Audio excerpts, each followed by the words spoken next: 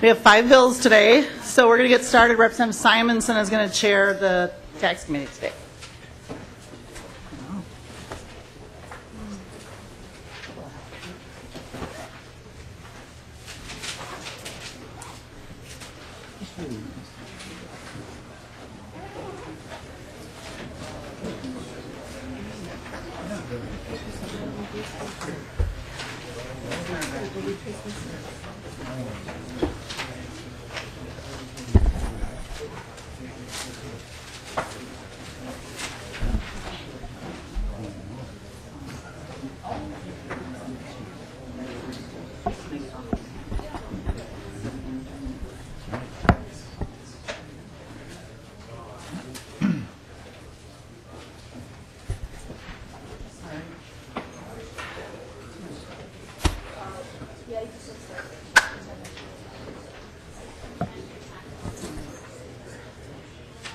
Okay, members, we still do not have a quorum, so we can't take any action yet. But in terms of our agenda, first item on our agenda, House File 118, Representative McNamar, is he in the room?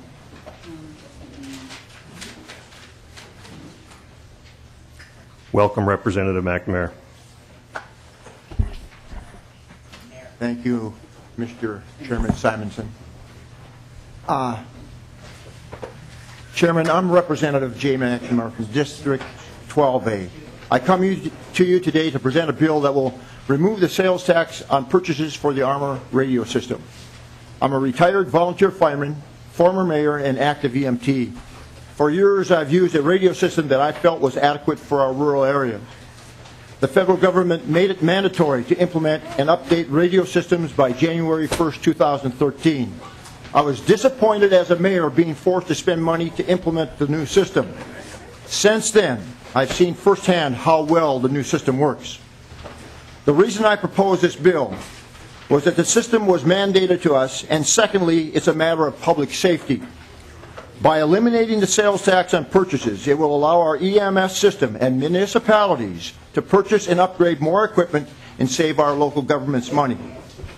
25 counties already have the sales tax exclusion, and by passing this bill, it will allow the rest of the counties in the state using the Armor radio system the same opportunities. Mr. Chairman, I have brought the head of our radio board from Grant County here to speak towards it. Would you like to hear? Thank you, Representative McNamara. I do see that we do have a quorum now, so before we get too far, can somebody on the committee move Representative McNamara's bill? So moved. Thank you. Representative, if you've got a proponent to the bill, you can bring him down. Representative Lincheski. Thank you, Mr. Chair. While he's coming up, can I ask, Mr. Chair, the representative to tell us how to pronounce your name? You know, I have a very difficult name, and we have Representative McNamara, and I've heard your name as both Mick and Mac, and is it Namer, or can you tell us how to pronounce your name correctly? You know, sometimes I pronounce it wrong. It's McNamar. McNamar. Okay, thank you. Thank you, Mr. Chair. Mr. Chair. Representative Davis. And I thank Chair Lincheski for that clarification, and also, if you're referring to our crack staff here, it's Joel Michael, please, not Michaels. Yes. Excellent Thank you. Point. My apologies, Representative, for misstating your name. Right. So, testifier, go ahead and state your name for the record and proceed. My name is Troy Langley. I am the Chief Deputy for the Grant County Sheriff's Office and also the System Administrator for Grant County with their radio system. I also sit on the Central Minnesota Regional Advisory Committee as well as the Owners and Operators Committee. As Representative Mr. McNamar indicated, there are 25 counties in the state of Minnesota currently who have this sales tax exemption on any of their Armor radio purchases.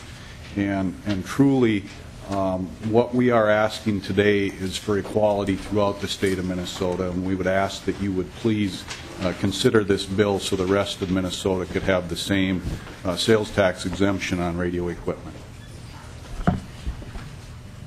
Thank you. Are there any questions? Representative, I've got on my list here another proponent, a Gary Carlson.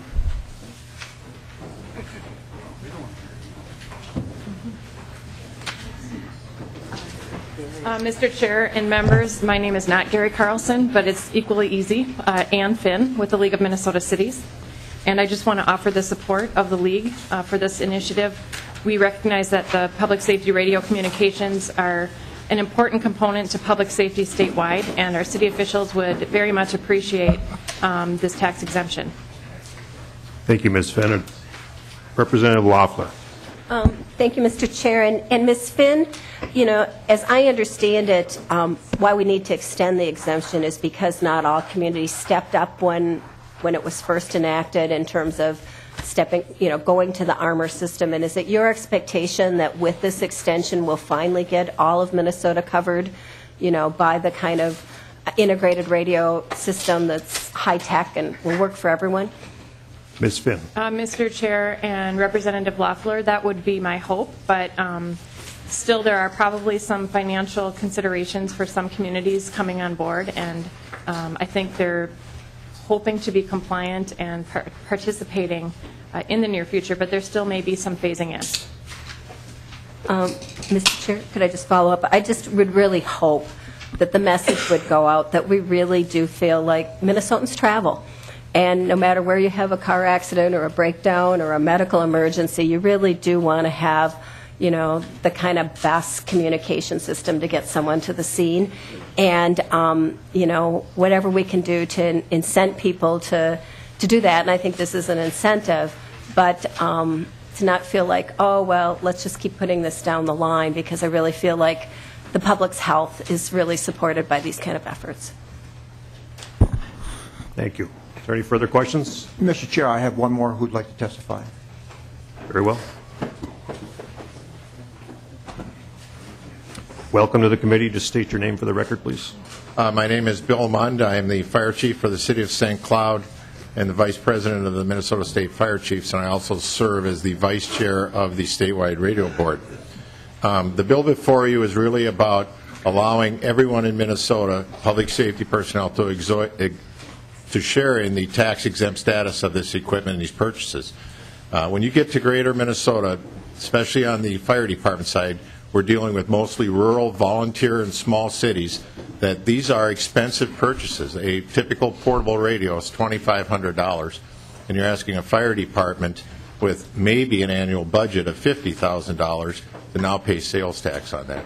We haven't done that for in the metro when it was built out. As it was building out to phase 3, my city, for example, built out prior to Stearns and those 4 counties in central Minnesota being granted the exemption, so my city paid the sales tax. As this system goes on, and I think part of the history of this exemption was nobody really knew that this system was going to be as successful as it has proven to be, and would it eventually be built out in the state. That question has been answered. It is being built out statewide. More and more counties are coming on. I believe the last count at our statewide radio board was 56 or 58 counties are now operating on the armor systems or have plans to very shortly turn on the armor system, with more counties doing participation plans all the time. This sales tax exemption will just bring equity and fairness to all players across Minnesota on these very important purchases. This system has proved from the bridge collapse of an I-35 to the more recent Verso paper mill fire in Sartell, Minnesota, how valuable it is to the first responders, the fire and police, where we can all communicate together to work a disaster or a tragedy in our communities. Thank you very much. Thank you. Chairman Simonson, I have one more testifier. Sure.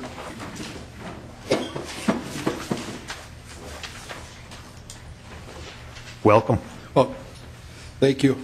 My name is Dan Hartog, Candor County Sheriff, and I would just like to echo, too, with what Chief Munn said, but I am past president of the Minnesota Sheriff's Association, also a member of the State Radio Board, and a member of our Regional Advisory Committee. And right now there's 67 counties that are on armor, and there's 80 that are committed to go into armor. And I think this is a very important bill to exempt the sales tax to help those other counties purchase the equipment they need, the additional equipment, and also as the system ages, we've been on it since 2009. As the system ages, we're going to have to replace that equipment. And the sales tax piece, where if we could eliminate paying that, would go a long way in purchasing more equipment. In our region alone, since 2004, we spent over $1 million in sales tax for the equipment. So I think this would be a very important bill that way. Thank you. Representative Runbeck. Thank you, Mr. Chair. Sir, for my benefit, could you describe what the equipment actually is? When a county decides they're going to expand, what's involved? We're looking at the consoles, the type of consoles that we have. What we're going from is a VH system to a 800 megahertz system, radio system. So you have to change out the equipment that you have in your dispatch centers, the equipment that you have on towers. The state did build out some towers. In our case, we actually put in equipment on another tower to supplement what the state had put in, and also then the radios, the portable radios, that all the officers, firemen, EMS, county highway, utilities. It's just not a law enforcement fire system. It's for EMS, like I said, the utilities. Everybody that's working in a public service can use this system, and the communication between the different agencies is vastly improved that way. Thank you. Thank you. Any other questions? Hearing none. Is there anybody in the audience that would wish to testify to this bill? Hearing and seeing none, I think we're going to lay this over for possible inclusion to an omnibus tax bill. Thank you, Representative McNamar. Thank you. Members, since we do have a quorum here, could I entertain a motion to accept the minutes from February 12th? So moved.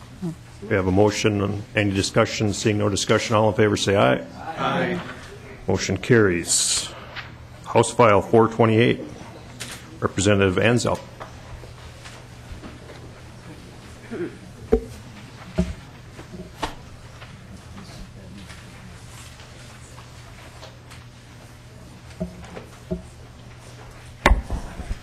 Thank you, Mr. Chairman and members. House File 428 is very similar to the bill you just heard, with one exception, and that it's a little bit better. I believe there is an amendment in your packets, the A1 amendment. I would like to move that so the bill is in the shape that I would like it to be. Representative Anzelc, do you want to first move your bill? I would move the A1 amendment. Can you first move your bill and then we can move the amendment? I move House File 428 be Thank you. included for possible inclusion. Thank you. And to your amendment. This amendment provides a little clarity to what we're actually doing here. It would eliminate from the exemption the 911 call centers, thereby confining the impact of this somewhat. The parties that are agreeing to this legislation have been in agreement that that should be done, so I'd respectfully ask for your approval of that amendment. Members, any discussions on the amendment? Hearing and seeing none, all those in favor of the amendment signify by saying aye. Aye. All opposed? Motion carries. Thank you, Mr. Chair and members. With me here is Mr. Marcus Bruning from St. Louis County. With full transparency and disclosure, I want you all to know that I am a former St. Louis County Commissioner, and St. Louis County will be a beneficiary of this legislation should it be enacted.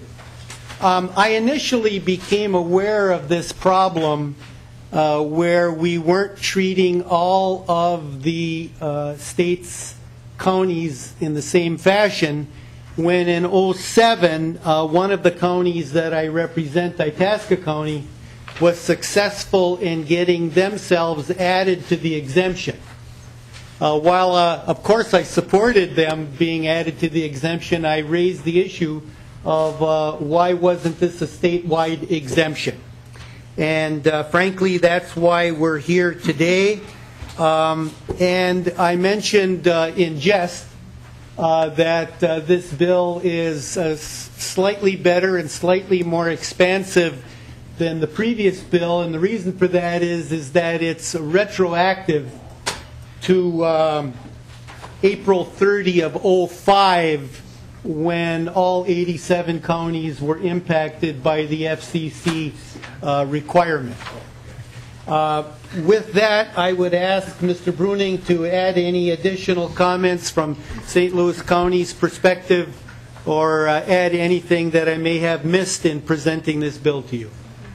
Welcome, Mr. Bruning. Thank you, Mr. Chair, members of the committee. Appreciate the opportunity. As you know, as the representative mentioned, this all came down from an FCC mandate. And the mandate was that we had to make some changes to our radio systems. And the state, in Phase 1 and Phase 2, came up with this plan that covered the majority of the metro, that was the system called Armor, that moved to an 800 megahertz system. And we had a decision to make. There was a deadline that was put in place by the FCC, and that deadline was December 31st of 2012, with substantial fines of $5,000 per day if we didn't take some sort of an action. So certainly we had some decisions to make in how we were going to proceed, and we were well on our way to going to a VHF digital system, which would have created an island, essentially, where we would not have been able to interop with other agencies around us, particularly state agencies, federal agencies, and our other partners around St. Louis County. In 2008, we had a meeting where the Department of Public Safety came to a meeting at Bluefin Bay up on Lake Superior and asked each of 11 counties from the northeast region of Minnesota, what is your intention, what is your plan in order to meet this mandate for the narrowbanding system? And Itasca County, as the representative had mentioned, had already committed to going to Armor in 2008, which left 11 counties, and 10 of those counties said, we're waiting to see what St. Louis County is going to do. So we had a very big decision to make within St. Louis County. And the region certainly saw us as a leader, but the region also saw that we had some very unique challenges in St. Louis County. Our biggest challenge is geography. We're a 6,800 square mile county. We're larger than 4 states in the United States. If you take the state of Minnesota map, and our county starts just south of Duluth, and if you flip that on the map, state of Minnesota, it would cover the Minneapolis airport, to give you some idea of how big our community is. Now, we have an international seaport, and we have an international border that we're contending with, and obviously creates huge communication challenges within our organizations. For us to go forward with the VHF narrowband plan was a $4.6 million project. For us to go with Armor to move to 800 was an $8.5 million project. And we were lobbied heavily by the Department of Public Safety to try to move to Armor, to bring our partners with, to be a leader, and pressured very hard to move toward Armor.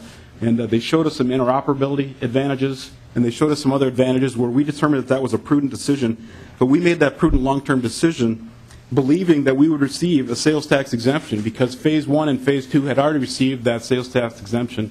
And at that time, it was 19 counties that had been involved in that county. Our build-out was considered to be Phase 3, 4, and 5, and was to be completed and just barely made the deadline of December 31st of 2012. So our decision included public safety agencies, and our public safety agencies are served by 37 tower sites on this Armor system. And you should also know that we have 185 police, fire, and EMS jurisdictions in St. Louis County. And all of them, we needed to bring them along with us in our venture to move to the Armor system. As the fire chief mentioned earlier in the previous bill, some of these fire departments have big sales to put fuel in their trucks. And for them to be able to buy thousands of dollars worth of equipment wasn't a possibility. So the St. Louis County Board, the St. Louis County Sheriff, agreed to move all 185 of these agencies to Armor, and we bought their end-user equipment, again, being an $8.5 million project.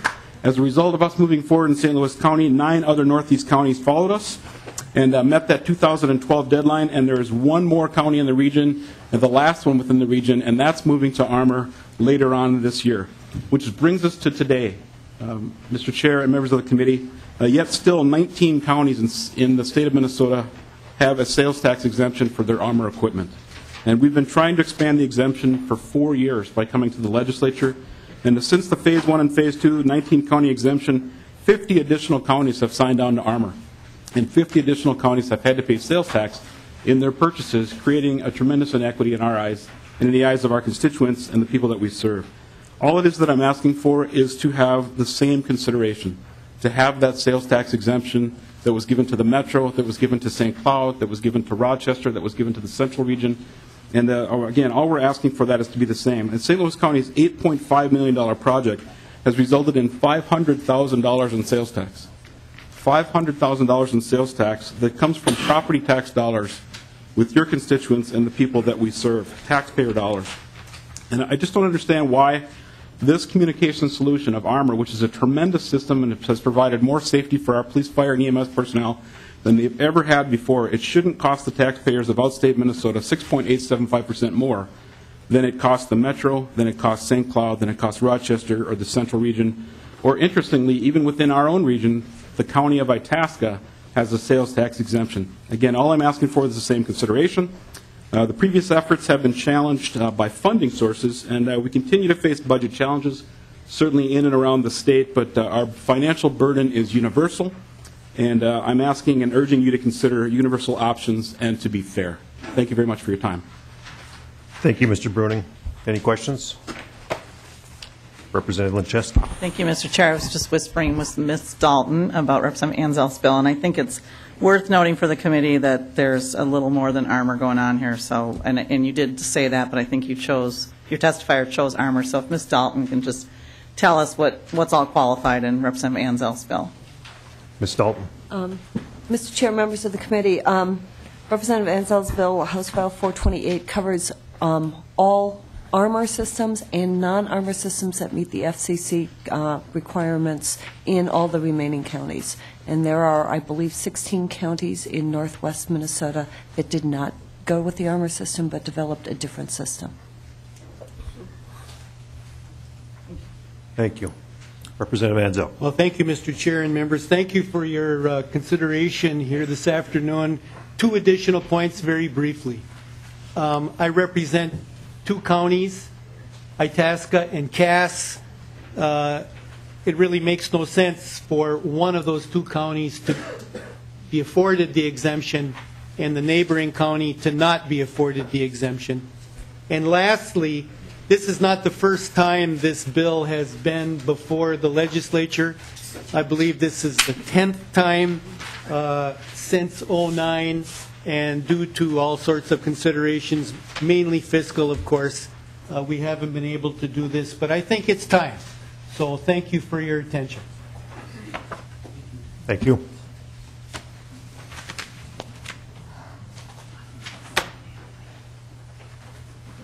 Mr. Chair? Representative Runbeck. If I could, Representative, just a question.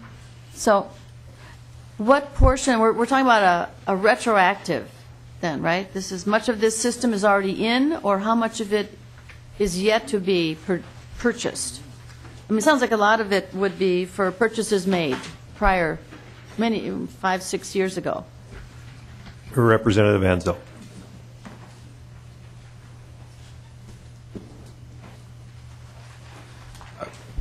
Mr. Chair, my name is Ryan Erdman. I'm the Public Safety Policy Analyst for the Association of Minnesota Counties.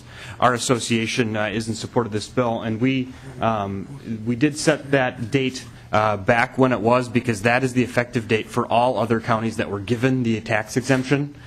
So in an effort to fully make this as fair as possible, we set the date that any purchase by a previously non-exempt county would now become exempt.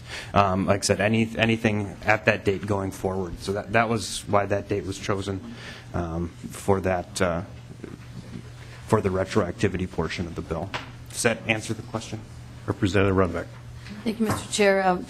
So how much of it is already purchased and installed versus what is yet to be purchased?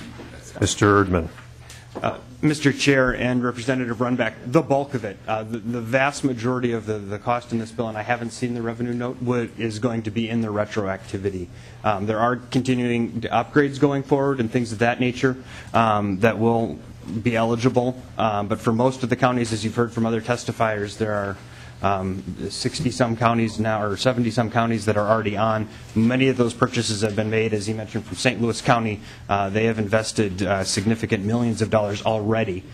So that's where the bulk of the cost is in the retroactivity portion. Representative Runbeck. Mr. Chair, just to follow up, we've had a tough 4 or 5 years as a state. I mean, you get the sense listening here to a lot of different ideas and legislation that everyone feels nothing was fair, nobody got what they deserved. I mean, how far are we going to take trying to go back retroactively and make everybody whole who didn't get exactly the appropriations they wanted? I just think that at a point we got to look forward, folks. I mean, what is what is, Thank you. Thank you. Any other questions? Okay. Thank you, Representative Anzelc.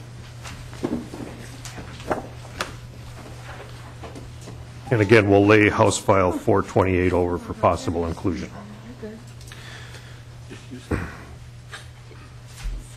Representative Lincheski, question.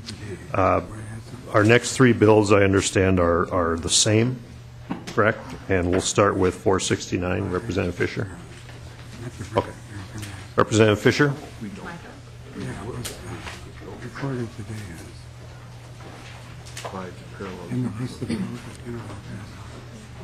Welcome to the committee. Good morning, Chair. Good morning, or good afternoon, committee. Appreciate that. Are we doing? I thought we were going to do all 3 at the same time, or is it? Because aren't they somewhat similar?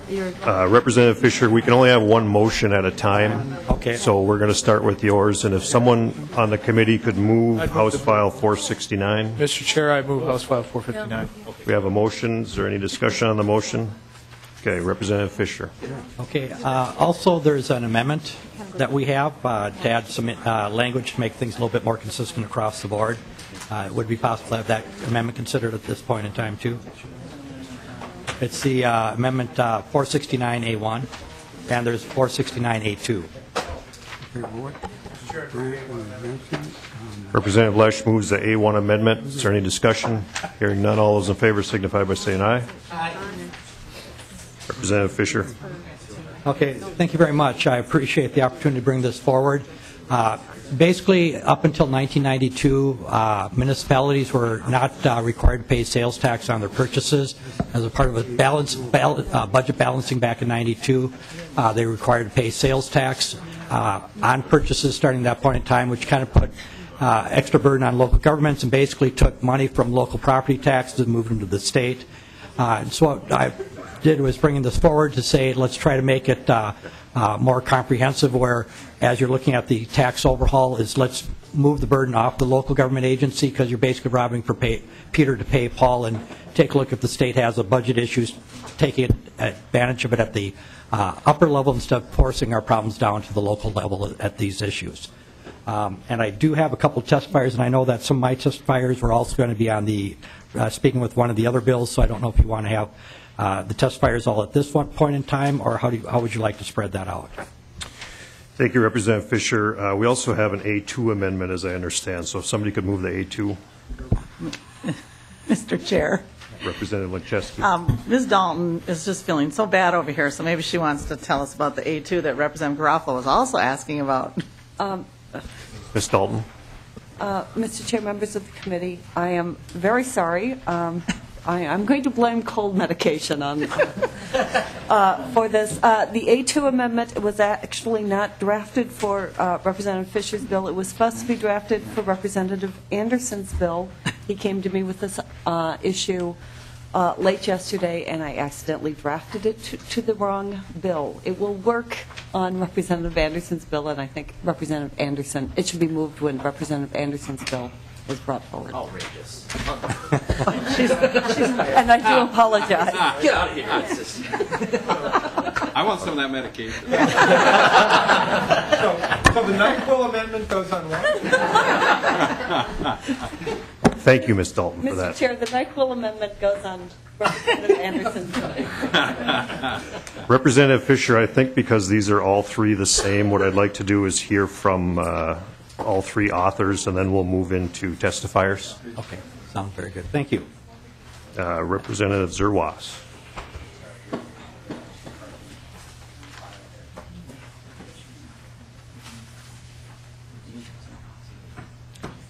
And before you get started, members, we'll lay over House File 469 for possible inclusion. Mr. Chairman, I'll move House File 295 for possible inclusion in a later bill. Very good. Thank you. Representative Zerwas. Thank you, Mr. Chair.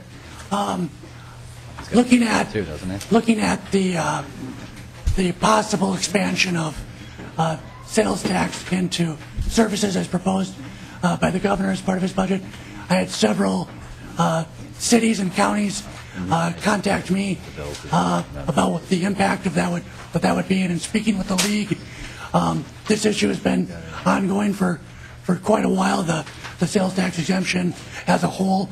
And in my 6 years on the Elk River City Council, I've seen firsthand the pressures that paying for sales tax, particularly in large projects, place on local units of government as far as property tax. And so I look at this as an opportunity to kind of reset how we approach this and provide some sustainable structural potential property tax relief. And I won't repeat a lot of what Representative Fischer said or what Representative Anderson, I think, will testify to, but I'll reserve more time for the individuals from the different communities here to testify. Very good. Thank you. Are there any questions? Mr. Chairman. Representative Grafwald. Thank you, Mr. Chairman. Representative Zerwas, did you want me to move the A1 amendment for you? Oh, you're such a gentleman. Mr. Chairman, I'll move the A1 amendment. Any discussion on the A1 amendment? Hearing and seeing none, all those in favor signify by saying aye. Aye. Those opposed? Motion carries. Seeing no other questions, thank you.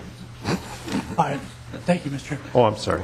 Representative Lanchester. Thank you, Mr. Chair. I just want to thank Representative Zerwas, if I'm saying it correctly, who we scheduled his bill, and he came, and we had not met, and he came over on the floor and told me that Representative Fischer had the same bill, so that was really nice. And then we saw Ms. Jensen caught Representative Anderson's after that, but I appreciate that show of bipartisanship right out of the chute to bring that to my attention. Let's so get thank them all you. done at once. Thank you. All right. Thank you so much. Thank you.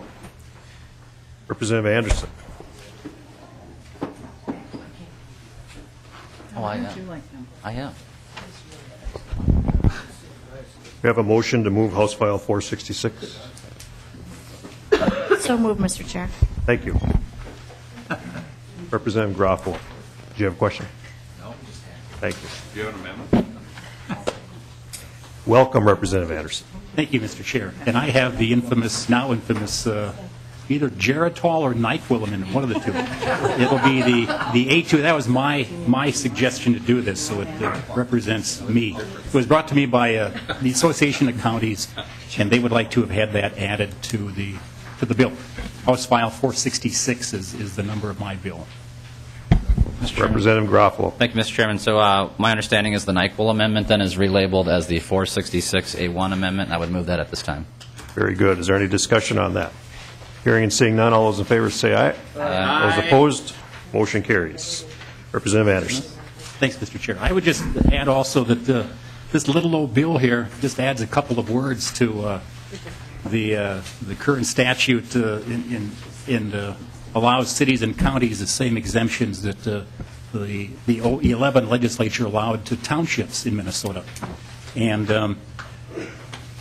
the governor has talked about revamping our tax system, things like that. And this is a major item. The fiscal note is about $140 million a year in tax relief that would go to our local governments. And we've talked about more LGA, things like that. And to me, this would be a very straightforward way to allow those units to have pretty immediate tax relief if we would grant them this exemption status. And I called a couple of my local units And these thousands of dollars, pretty soon they add up to real money. And one area they're also very concerned about, if the expansion of sales tax were to become law and the base is broadened, a lot of our local units contract out for things such as engineering, for auditing, things like that, some legal fees as well. In one of my little towns, or not little towns, Melrose, about 3,500 people. Last year, they spent about $337,000 in professional fees alone. And were that to be taxed at the 5.5% rate, which is what is proposed, that would add an additional $18,500 to their sales tax bill for the year. So that's a concern that going forward, that if the base is expanded, it would really impact some of our smaller units, because of that they contract out to get services for things that I mentioned. We have also some testifiers. The Association of Minnesota Counties would like to say a few words, and also I believe the League of Minnesota Cities. Thank you. One moment, please.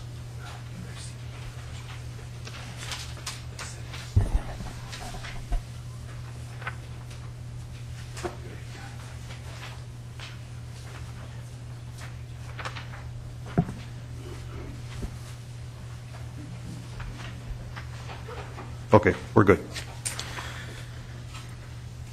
First testifier.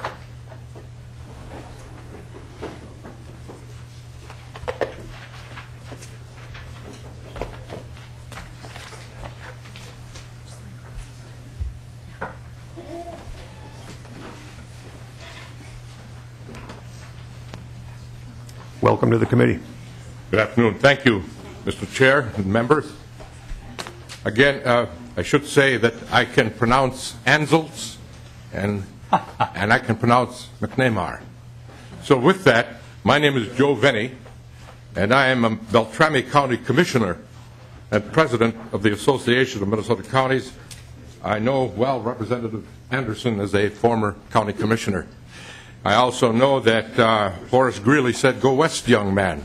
So I migrated from St. Louis County to Beltrami County. That's as far west as we got.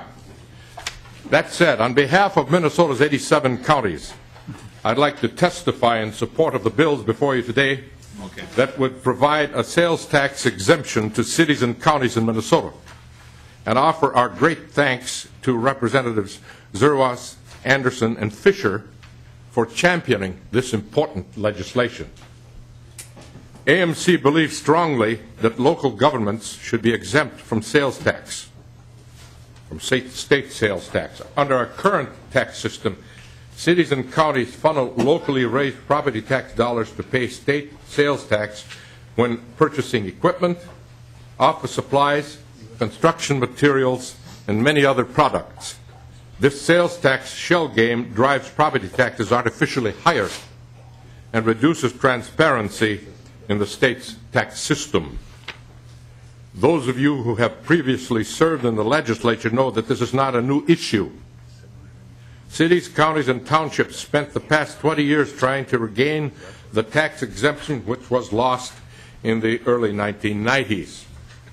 We were pleased that the legislature recognized the importance of exempting local government purchases from sales taxes last biennium, when you chose to once again provide an exemption to township government. We hope that this year, a year of such promise for reform and fixing long-standing problems within the state's budget, you will choose to provide the same relief for city and county taxpayers. As I said, this is certainly not a new issue, but it is an issue that I believe is particularly important this session. And I believe this for two reasons. First, Governor Dayton has begun a very important discussion about tax reform in our state. And I know this committee is interested in helping shape real, lasting tax reform this session. By any measure, exempting local governments from sales tax is real tax reform. It streamlines the tax system by eliminating a major shift of local tax revenues to the state's general fund, while also making tax and spending decisions more transparent and accountable. It also has the additional benefit of reducing the pressure on property tax levies, which I know is a goal shared by both the governor and the legislature.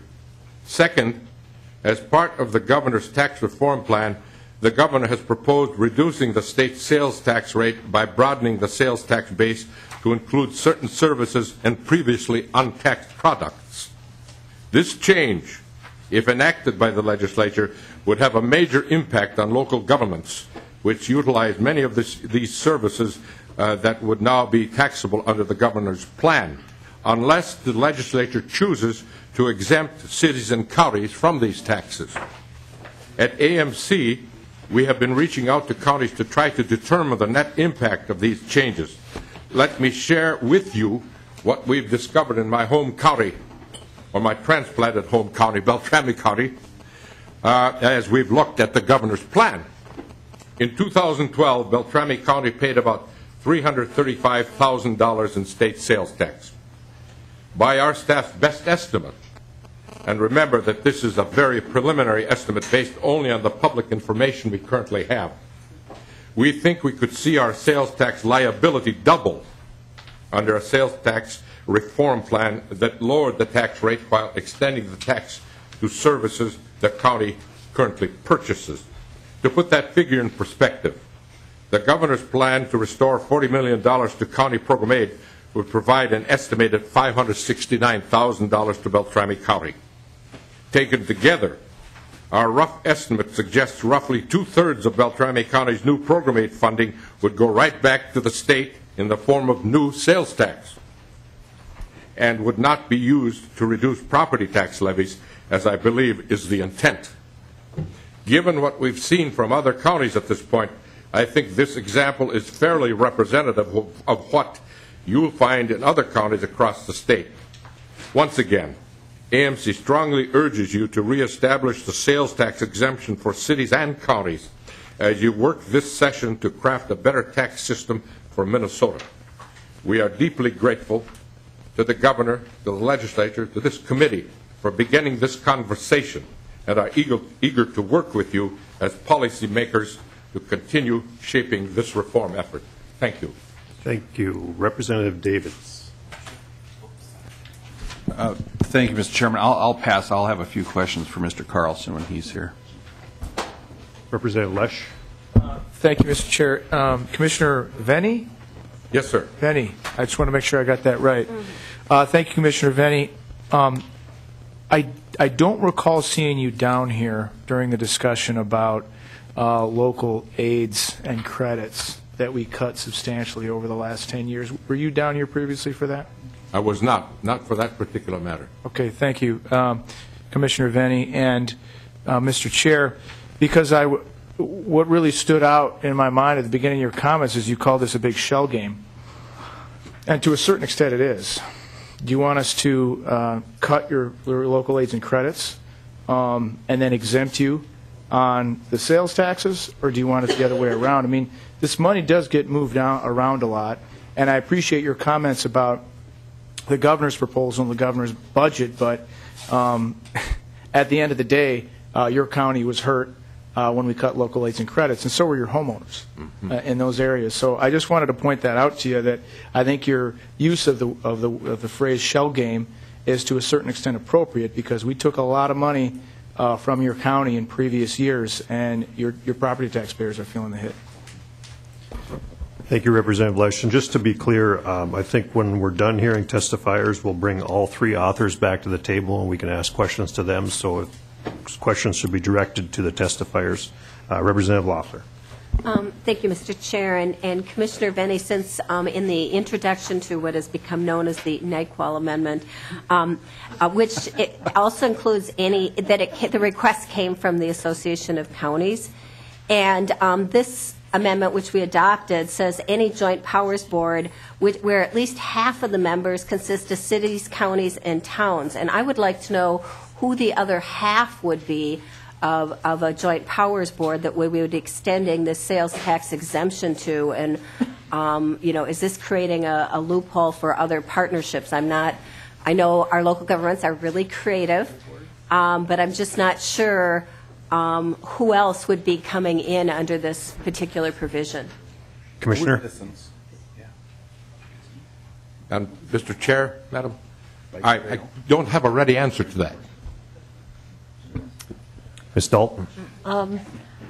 Mr. Chair, Representative Loeffler, the Joint Powers Law allows joint powers agreements with the state, which is taxable, with certain hospitals, nonprofit hospitals, and with rehabilitation and employment centers and agencies that are certified by the state, as well as special taxing districts, which would remain taxable under this legislation. So there are some taxable entities that are part of joint powers that still are out there. And so at the behest of Representative Anderson, he basically wanted to make sure that if there were joint powers between two cities or two cities and counties, but then we got into what happens if you have two counties and a special taxing district? So as long as at least half of the districts are in this tax exempt, then the joint powers would be exempt. Representative Loeffler. Thank you, Mr. Chair, and Ms. Dalton for that. I think as we further consider this, we really need to think about how that works, because that means that some special taxing districts that are in a joint powers agreement could use this to get the tax exemption, and others that don't happen to have that kind of structure wouldn't. And I think whatever we do, we need to make sure that there's some equity on how we handle these things. Thank you. Thank you. Any other questions?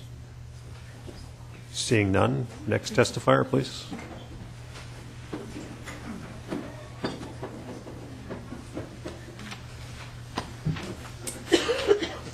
Welcome to the committee. Mr. Chairman, members, I'm Keith Carlson. I'm Executive Director of the Minnesota Intercounty Association, and we also appear here in support of the principles that are covered in the Anderson, Fischer, and Zerwas bill. I do want to start, I believe, a handout that I have that's titled Sales Tax on Local Governments has been distributed to the committee. I just want to mention, again, we support the principle of eliminating the sales tax. Our first priority is bringing stability to the state's budget. And in our formal legislative recommendations, we have identified components of bringing that stability, sizable increase in the state's reserve, and expansion in the sales tax. Want to be on record that we also support aspects of the governor's budget. Going on to, so I don't reiterate some of the points that have already been covered by Commissioner Benny, our primary issue, frankly, is with the effect of the taxation of counties and other local governments when you expand the sales tax to what you will be hearing a number of times over the next several weeks over business-to-business services. And the same issues exist for us, except it's business to government. Ultimately, the taxes that would be paid by us on the taxation of professional services will pyramid and show up as increased property taxes. And equally important, it's going to result in neglect and needed investments in infrastructure and IT, and somewhat frustrate the efforts that we made over the past number of years to more efficiently deliver services in both the IT area and the money management area. To give you a little further background on how this extension to professional services affects counties, St. Louis County has estimated the tab on just the professional services would be from $565,000 to $815,000 annually based on their historic expenditures. Up to $86,000 of that would specifically be on services relating to infrastructure of architectural and engineering services. Stearns County is estimated to be $1.3 million, and Dakota County, it's not highlighted on the document here, has estimated would be over $900 million, On a net basis, after netting out the reduction to 5.5%, they would still see an increase of $760,000 or an 86%. Now, going on to the specific issues that I've highlighted is, just like businesses, counties are investing heavily in automating currently manual functions and upgrading existing computer systems. Investing in enterprise systems like Oracle or PeopleSoft can cost in excess of $1 million, and the lion's share of that expenditure is not for the software. It's for the consulting services that basically allow the installation, allow the integration. Even the consulting services that we would receive from our own joint powers entity, the Minnesota Counties Computer Consortium or cooperative, would be subject to tax. And so this is, again, a concern that is undoing the efficiencies that we've tried to create in the past. Extension of the sales tax to portfolio management and bank charges would also be costly. Obviously, this affects the costs that we incur for checking accounts. Like businesses, our checking accounts aren't free. We pay substantial money. And we also pay services for portfolio management of our intermediate terms investment. Again, we've created a cooperative entity called MAGIC. This time it stands for Minnesota Association of Governments Investing in Counties. It just happens to be the same acronym, has the legislation that's being pushed the same past years. And those services would be taxable to us. Final question for us is, would the services of financial advisors and bond counsels that assist us in issuing bonds also be subject? If so, that would further undo our efforts to invest in needed infrastructure. Final issue that I'll relate to, and this kind of goes to the joint powers issue that was mentioned before, is that counties, in their fiduciary capacities to sub-entities or independent entities, frequently provide centralized services such as payroll, benefits administration, or other accounting services. To the extent we provide those to those sub-entities, which could be a historical society, a fair board, an HRA, a community development agency, again, those would be taxable. I guess the final question that raises, I'll mention one more. We also participate in what are called water management organizations. Again, a function that is the potential unwitting recipient of tax increases under that portion of the governor's proposal. I guess the final question that I'll raise, does the state really want to encourage bringing these services in-house? Because exactly as business will tell you, if we in-house these services, we will avoid the tax. But that's not necessarily the most efficient way of in paying for these services or providing these services. With that, I'll conclude. Be happy to answer questions. Members, we do have 7 additional testifiers, so I know the folks we've got on the list, but if it's possible that your question could wait till the end, that would be great, but I will definitely call you. Representative Davids. Well, thank you, Mr. Chair, and I'll be supporting, just to be clear, the Zerwas bills and the McNamar bill. After listening to Representative Anderson on the floor describe having a snowstorm with a mile-long driveway and having his wife bring the shovel, I thought that... did you shovel or did she? I shoveled. Oh, okay. I can support this one too then.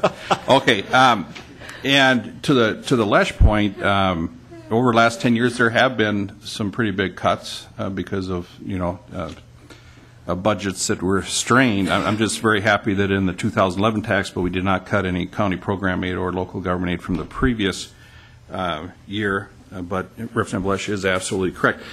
Mr. Carlson, there are so many moving parts on this because we have these bills as presented here, not knowing what we're going to be looking at with the governor's proposals, because that changes everything here. And I might need the Department of Revenue on this, but maybe Mr. Carlson, what would, we're not showing on any of the revenue estimates here anything about any interaction. The Anderson bill, Zerwas bill, McNamar bill are basically $231.8 million increase in local government aid for 14-15, but I don't see any interaction on reduction of property taxes or, when you look at the city or county here, how that's affected there. How do you see that interplaying? Mr. Chairman, Representative Davids, the benefit would flow through to our taxpayers. I'm not going to sit up here and tell you that everybody is going to reduce their property taxes below current levels, but it certainly will slow the increases that otherwise would occur.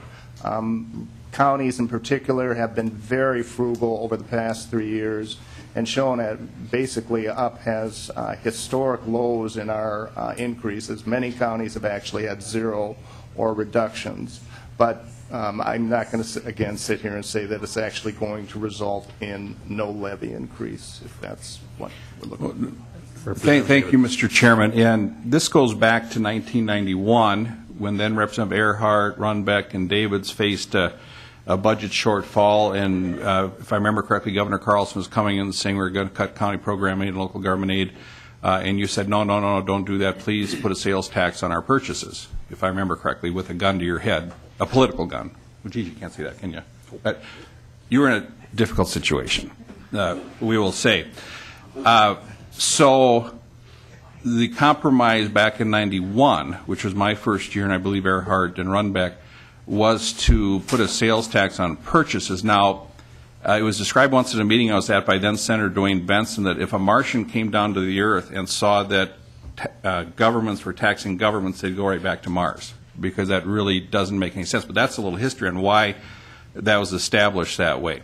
Now, I worked very hard, and other members around this table worked very hard over the past years to start nibbling away at that, because it doesn't make sense. It was put in to get the budget deal done with Senator Moe, Majority Leader Moe, and Speaker Banasic, and Governor Carlson. That's what happened.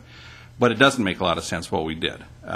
So I've carried bills and been successful on not taxing ambulance purchases, not taxing this. We did the township, townships don't have to pay. We did that last year. We're nibbling around the edges. But as you can see, there's quite a note here as to what this costs. So we've been whittling away at it, and I like all of these bills, but it'll be the job of this committee and Chair Linchesky to try and put this thing together with all the various moving parts, because if you do tax the legal services and if you tax the CPA services and advertising and all those types of things that you'd be paying sales tax on, that changes everything that we're doing here. So I agree with the previous witness, the county commissioner, saying that this is a starting point to have this debate, and but I just want to provide a little bit of history of where this came from. And I've been very clear in my campaign literature that the cities and counties begged us for this, which they, of course, did, with the alternative not being real good either. So, but I want to work with the counties and the cities to see what we can do to lessen some of this. Thank you, Mr. Chairman. Thank you, Representative Davids. Representative Earhart, a short question. Thank you, Mr. Chairman. I was just curious about on page 2, your first bullet point. That seems to be cross purposes about doing here. Mr. Chairman, Representative Earhart, the full extent of the governor's budget proposal is more than just extending the sales tax to services. It's increasing the sales tax on, the excise tax on cigarettes. It's increasing the individual income tax on certain income brackets. And the sales tax itself is more than just taxing professional services. It's also taxing now exempt goods and personal services. The rest of the aspects of the governor's proposal we would gladly support if, again, it brings stability to the state's finances, and we won't be subject to, as we have year after year, cuts in our aid payments, particularly in the retroactive aspects. That's all too frequently has happened. Thank you. Representative Linchesky. Thank you, Mr. Chair. And Mr. Chair, we are going to have testimony on the governor's bill, but that's not what these bills are about. These three bills have nothing to do with the governor's proposal. So I hope members will listened to Representative Fischer and Representative Anderson and Representative Zerwas' bills, which are not the governor's proposal.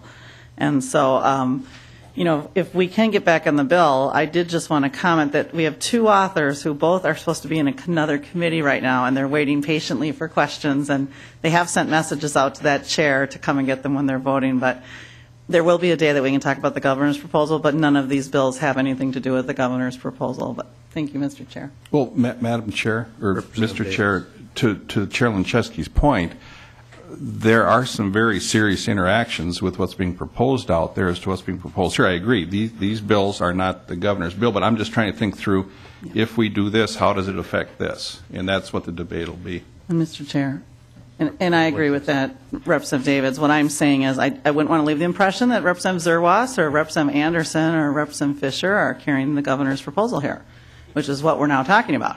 So I think they're carrying a sales tax exemption for local cities and counties, and we're going to have that broader debate. But these three authors, I think, are showing a very bipartisan effort about the problem that, quite frankly, bipartisanly, both the Democrats in the past and the Republicans in the past have not solved this problem. We can look back year after year after year, and it doesn't matter who's in charge, nobody fixes it. So there's plenty of blame to go around with the problem that these three authors are bringing forward. So I just don't want folks to think Representative Anderson is the keynote carrier of the governor's proposal here. So I was thinking more about the shovel. Thank you, Mr. Chair. Thank you. Next testifier, please. Representative Groffel. Yeah, thank you. And Mr. Carlson, actually, I had a question for you. I'm sorry, there was a misunderstanding. And I just want to thank Chair Lanczewski for scheduling these hearings on the governor's sales tax proposal.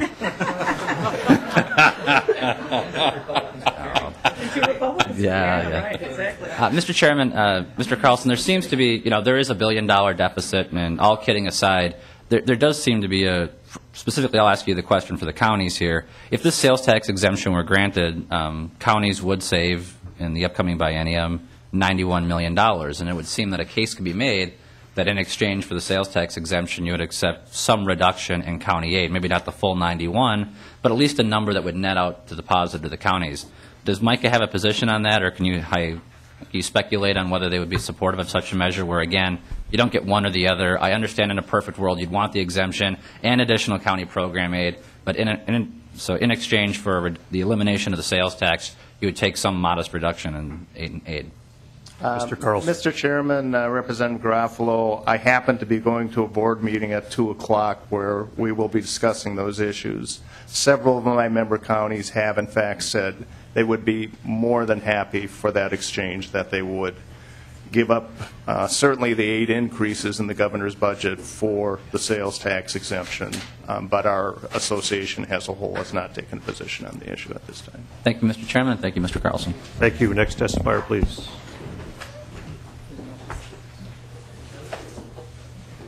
Mr. Chair. Representative Anderson. I need to get to a committee. I'll be right back, okay? As long as you're going to take questions from testifiers, can I go and come back? Understood. Okay. I don't know about that. Welcome. Introduce yourself for the record, and welcome to the committee. Mr. Chair, committee members, Mayor Beth Baumann, City of South St. Paul, and I am here to speak in favor of this action. I'm going to give you a simple math problem because I am a marketer by trade. So here's the math in South St. Paul. We pay from $160,000 to $200,000 every year in sales tax, depending on our capital expenditures. Our tax levy increase, 1% tax levy increase for property taxes for the taxpayers equals about $85,000 to $90,000. So if we were exempted from sales tax, we could hold the line, and I'm just saying hold the line. I'm not saying decrease property tax, but hold the line on our property taxes by up to 2%. That would seriously help us. And local government aid, a whole different deal. But if we would definitely benefit from this, and we would pass that benefit through to our property taxpayers. So thank you very much for allowing me to testify. Thank you. I see no questions at this time. Next testifier, please. Welcome to the committee. Thank you, Mr. Chair, committee members. My name is Kelly Slavic, and I'm the mayor of Plymouth. and I thank you for this opportunity to address the committee. It's my understanding that this sales tax was instituted to solve a problem, and it was short-term. And cities are still paying this tax. Townships are not. School districts are not. I feel that the state's budget issue is really put on the backs of the cities here. We continue to pay, and we're paying taxes with tax dollars. Does not make a lot of sense to us. And I want to tell you a little bit about Plymouth. We haven't received LGA since 2003. So if you want to cut my aid, go right ahead. We don't get it. And in Plymouth, we have been very conservative with our budget. This year we had a 1.59% tax increase. The past 3 years we did not have any levy increase at all. We've cut our workforce by more than 10%. We're a service provider. We provide the core services in our community, and this tax does hurt us. We spend about over $500,000 a year on this tax. And I brought an example of an invoice that I have just to buy a dump truck in the city of Plymouth. It's $100,000. We pay almost $7,000 in sales tax.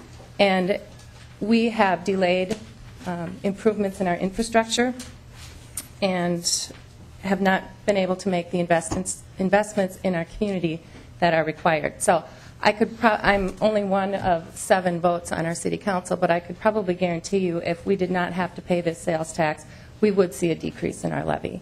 I think we're very prudent in our city without getting any local government aid, and we're a huge fiscal disparity loser. I won't go into what impact the governor's proposed tax would have on our community, but just this is costing us over $500,000 a year. Representative Davids. Thank you, and to the Honorable Mayor and to committee members here, I just want to be clear for the record that Representative Carlson was here too, of course. In 1991, that was a temporary sales tax, just so you know, it's temporary. Yep. Representative Anderson. Thank you, Mr. Chair, and thank you, Mayor, for coming here today. It's been very helpful, the information that you've been able to provide me as the state representative from Plymouth on what this means to our community, and I applaud the work that you and the City Council have done to hold down property taxes for area residents. I know you and I have had conversations about and I know that Representative Lencheski, you didn't want to talk about the governor's tax plan, but this is all wrapped into it, and we're talking about over $600,000 of tax burden for the city of Plymouth if that were to come into play, in addition to this issue as well being problematic for our community.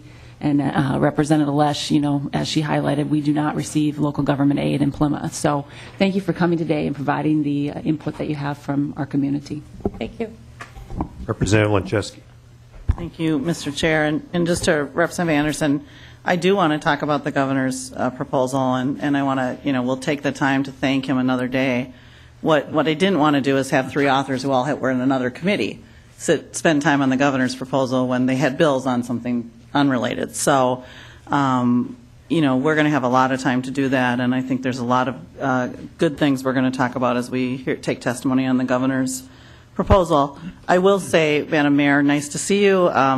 I'm a former city council member in Bloomington, and I feel your pain up there as a city who doesn't receive LGA and is the largest giver of fiscal disparities, the city of Bloomington. But I think it should be reminded in the committee that cities like Bloomington and Plymouth, we are recipients of police aid, and we are recipients of fire aid, as all cities are, pension aid, and municipal street aid. So there is no city in the state of Minnesota that does not receive something from the state legislature. And it's just, I think this is the committee to remind folks that we're all participants in the big system here, and we all have to be thoughtful as we go forward. Thank you. Thank you. Thank you for testifying. Thank Next you. testifier, please.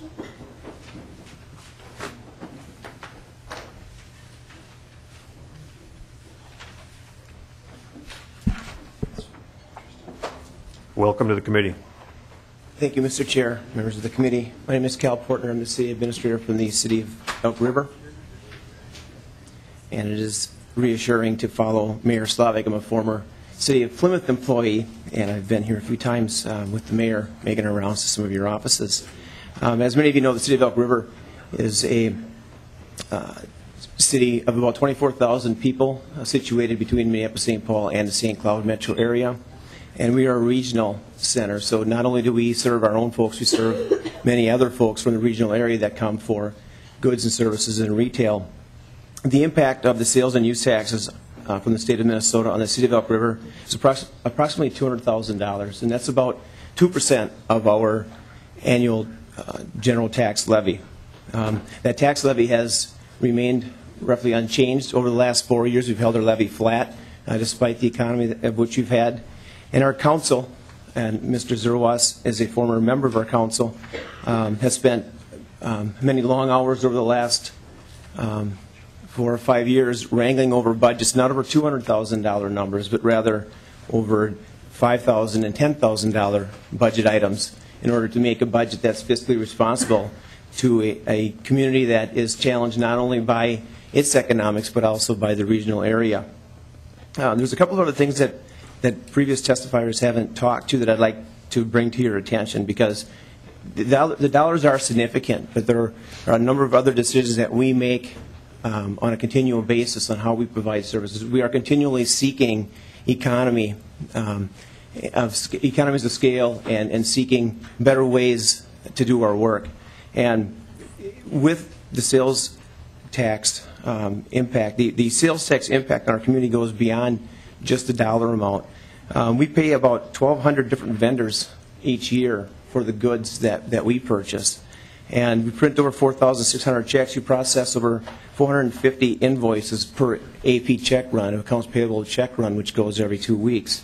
And with that, we have a staff member that must go through every single line item to try to identify the complexities of the sales tax impact. And it's not just items that we're looking for, it's the vendors, because we have vendors that are in Hutchinson, Minnesota and Hutchinson, Kansas, and they all add a different tax to each invoice that we have to account for. And in fact, this is kind of some of the cheat sheets that our AP staff use to try to figure out each week where we are. And that plays a role in our staffing and in our staff work and how we account for our work. And when we work through each of those invoices, ensure that we not only have paid the proper taxes, but also submitted the proper use taxes at the end. We're still held accountable by audit. And in 2011, we underwent a state sales tax audit. And over a course of 6 weeks, we had representatives from the state in our offices pouring through documents.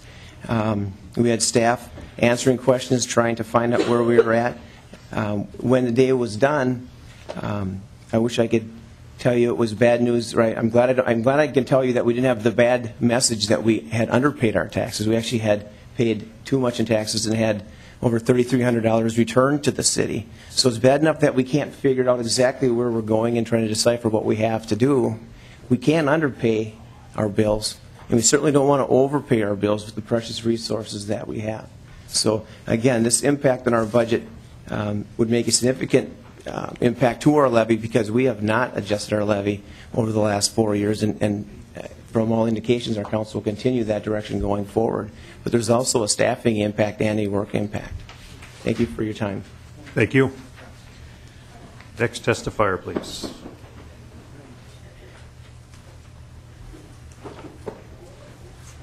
Mr. Chair, members of the committee, my name is Gary Carlson. I'm with the League of Cities. Thank you for taking the opportunity to hear from some of our mayors and city folks about the impact on their local budgets. I just want to indicate that the League of Cities and Patricia Nauman's Metro Cities organizations both strongly support the bills offered by Representatives Zerwas, Fischer, and Anderson. We've been pushing this issue for several years. We have a lot of new council members that were newly elected to the legislature that fully appreciate the effect on local budgets. And I just want to reiterate our support. One last comment. Minnesota, and Ms. Dalton can correct me on this, but Minnesota is one of the few states that has opted to tax their local units of government in the past many, many years. As I understand it, and I stand to be corrected, but I know the states of Arizona, Arkansas, California, Hawaii, Louisiana, North Carolina, South Carolina, and Washington all tax their local units of government. And I believe that all of those taxes have been in place for probably since those states imposed their sales tax. Minnesota is the only state that I know of that has relatively recently, and to solve a budget deficit, imposed the sales tax on their local units of government.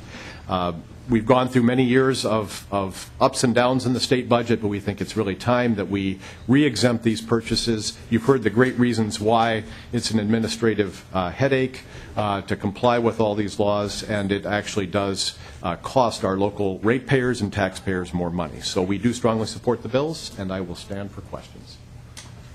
Thank you. See no questions at this time. Next testifier.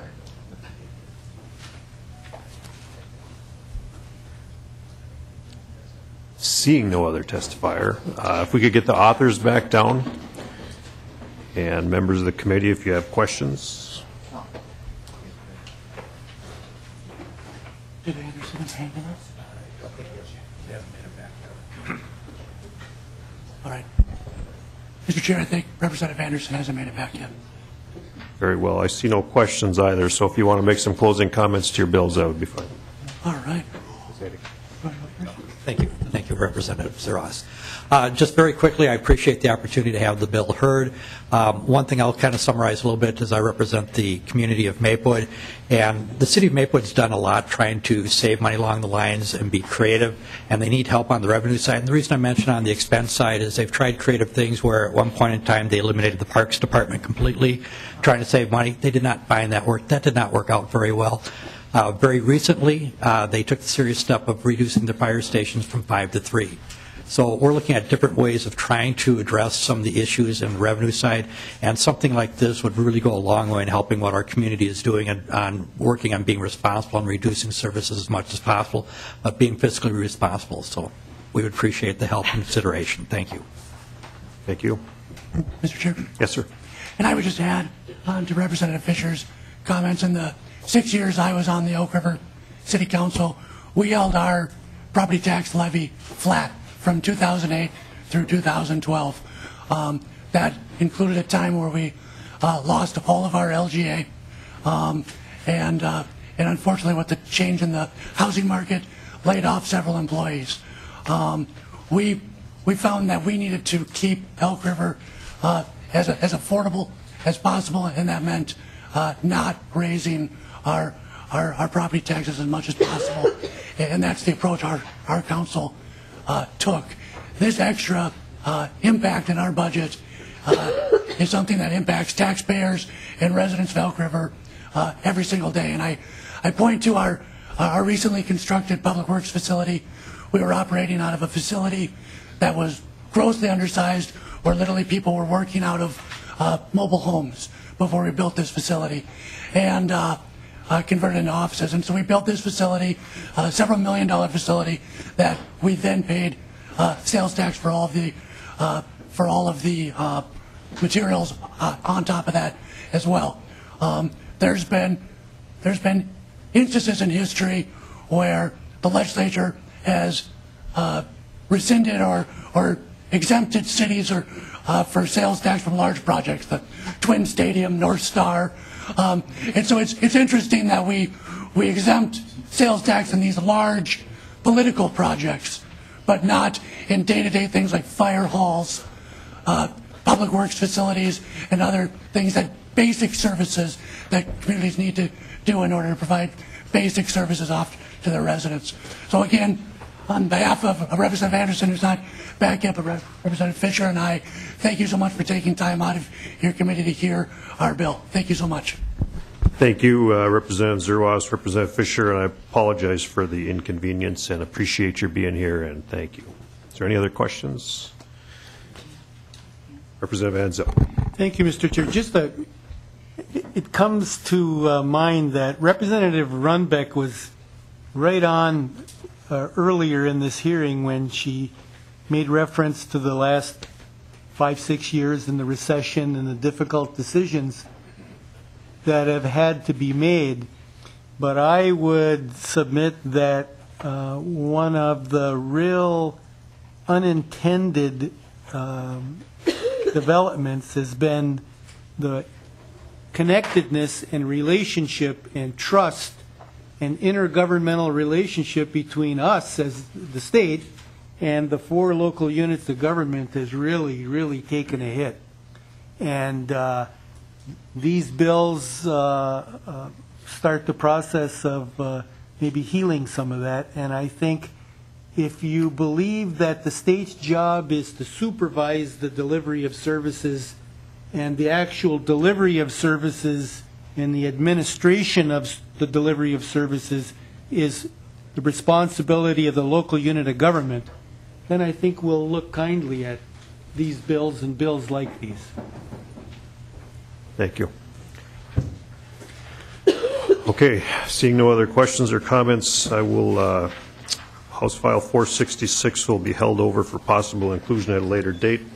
Members, I would refer House Files 174, 451, 476, and 497 from the Tax Committee to the Property and Local Tax Division. Seeing no other questions or comments, meeting is adjourned.